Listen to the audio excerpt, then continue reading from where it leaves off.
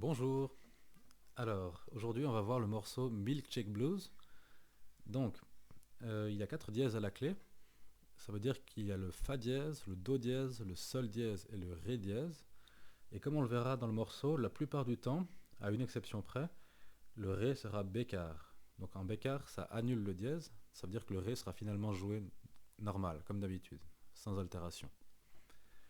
On verra aussi qu'il y a ce qu'on appelle un double dièse à la fin de la première ligne et au milieu de la deuxième. Donc c'est un Fa double dièse. Alors qu'est-ce que ça veut dire? Le Fa en réalité, normalement on le joue ici, à la case 3 de la corde 4, comme ça. Et si on prend un Fa dièse, on sait qu'on doit juste avancer d'une case, hein, donc sur la quatrième case. Et pour un Fa double dièse, simplement on avance encore d'une case. Maintenant si on compare cette note sur la cinquième case avec le Sol à vide, on se rend compte que c'est les mêmes. Et c'est pour ça qu'on peut dire que Fa double dièse sur l'instrument, c'est égal à Sol. Hein, donc on va le jouer simplement comme un Sol normal. Alors vous me direz pourquoi on met un Fa double dièse et pas un Sol. Il y a des raisons théoriques à ça, à l'utilisation des doubles dièses. Que ça, peut-être qu'on en parlera dans une vidéo une fois, mais je crois que c'est surtout au cours de solfège qu'il y a du temps qui est disponible pour ça. Donc demandez ça au prof de solfège. Sinon, on peut me demander aussi pendant les cours. Mais aussi même simplement d'un aspect pratique, si on imagine qu'il n'y avait pas le Fa double dièse, on aurait dû mettre un Sol bécard et un Sol dièse, et ça devient un petit peu chargé au niveau de l'écriture, hein, rien que pour ça. Alors, euh, maintenant, on commence donc avec un Sol dièse. Avec le premier doigt, on va le garder, ce Sol dièse, pendant un petit moment. Après, on a le Mi et le Ré bécard, avec le quatrième doigt, qu'on garde aussi. Hein. Ça, c'est la première mesure, et on remarque qu'il y a une basse à chaque temps. Donc, ça fait Sol dièse, Mi, Ré. Dans ce début de morceau, même dans la plupart du morceau, on va jouer avec l'index sur la troisième corde, le majeur sur la deuxième et l'annulaire sur la première. C'est marqué au début en tout cas. Hein. Alors, Sol dièse, Mi, Ré. Après, on a le Si qui va se mettre entre les deux basses. Donc ça va faire Sol, Si, Mi, Mi, Ré. Alors, si on pense à quand est-ce qu'on doit jouer une note, en fait on doit jouer presque tout le temps au début, à chaque croche. Donc ça fait croche, croche, croche, croche, croche. Et donc si on mélange dans notre tête les deux mélodies, ça devient plus facile à jouer concrètement sur la guitare. Hein. Donc on a Sol dièse, Si, Mi, Mi et Ré bécard de nouveau. Après on continue, c'est comme au début. Sol dièse, Mi, Ré. Et après on a le fameux Fa double dièse, donc comme un Sol. Et on vient taper, donc faire un lié sur le Sol dièse, première case, avec le premier doigt. Donc, juste après, il y a le deuxième doigt qui vient tout de suite se mettre sur le Mi de la quatrième corde, deuxième case, et on continue avec les basses. Donc toute la première ligne, ça donne ça.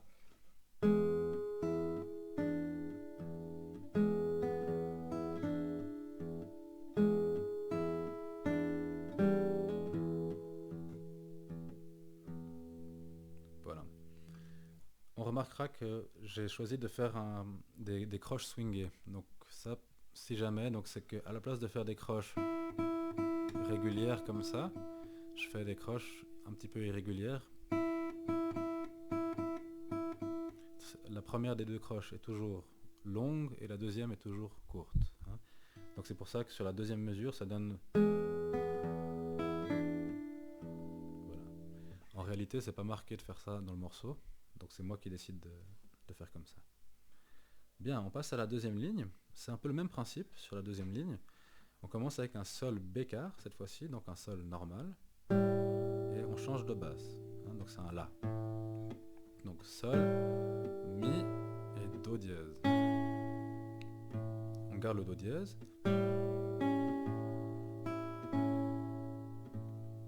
Voilà, donc comme avant, on utilise les bons doigts à la main droite, donc l'index pour le Sol, le majeur pour le Do dièse, et l'annulaire pour le mi.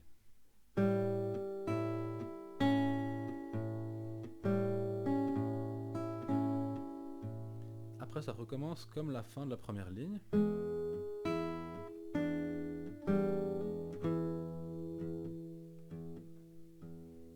Voilà.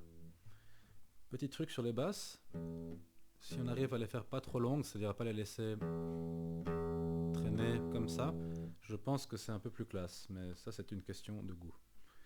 Alors, maintenant je vais répéter depuis le début jusqu'ici. Alors.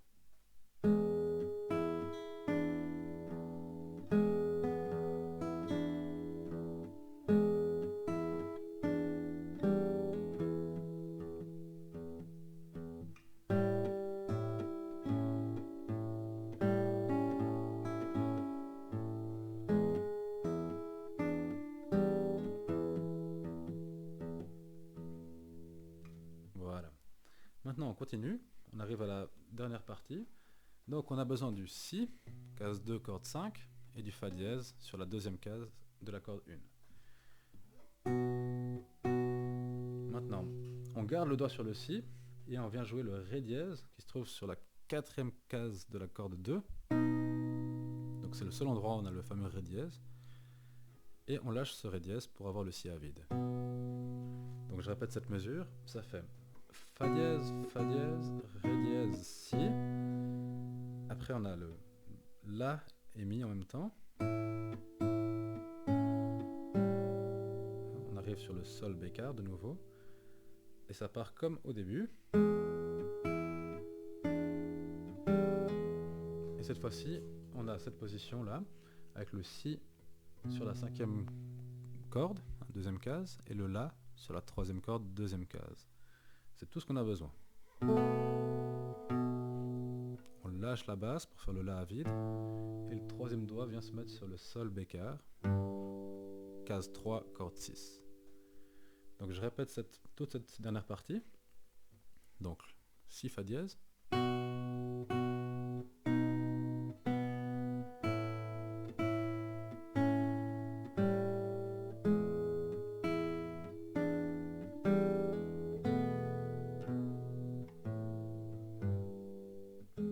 Et ça recommence au début.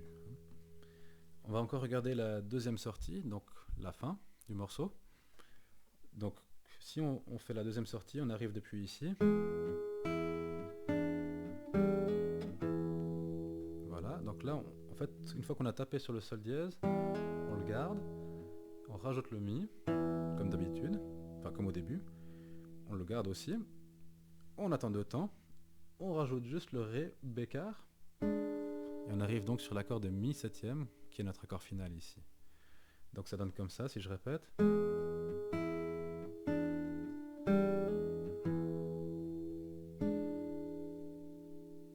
Et on garde tout. Voilà. Pour terminer, je vais jouer le morceau en entier, avec la reprise. Et je pense que c'est un très bon entraînement de t'entraîner en même temps que moi. À jouer en même temps que moi. Alors on y va. 3, 4.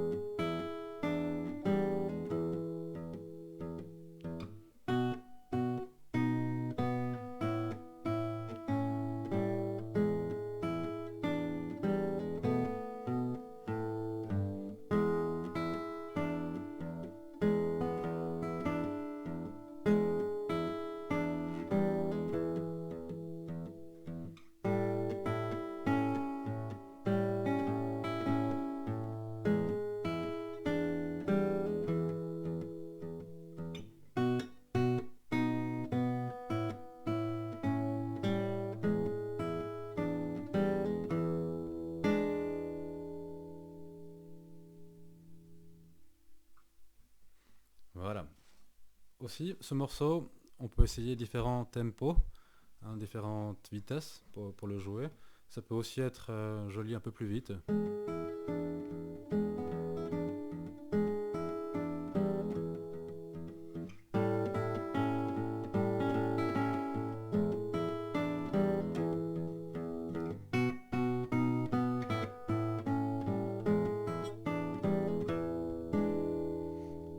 c'est vraiment aussi une question de goût, encore une fois, ici. Voilà, j'espère que cette vidéo aura été utile, et puis travaille bien, et à bientôt.